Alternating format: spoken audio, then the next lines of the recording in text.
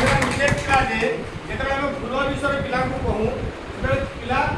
फूल विषय बहुत कथा कह माने फूल कौन करे जमी भौणी मैंने कहले कि आम मना बेले फूल दरकार जनमाला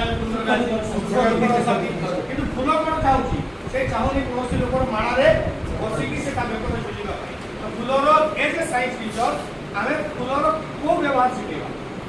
फूलर मेन काम है फूलर मुख्य भूमिका है रिप्रोडक्शन एटा लेके सौंदर्य वृद्धि कर जिनसा सौंदर्य वृद्धि के जिते पर्यटन से गचर खाई बास्ना के दब से गचर खाई बास्ना तो ये जिनसा पिला निहाती भाव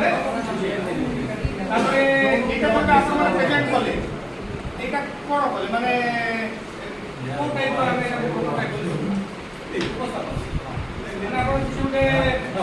माने जहाँ पेपर आनी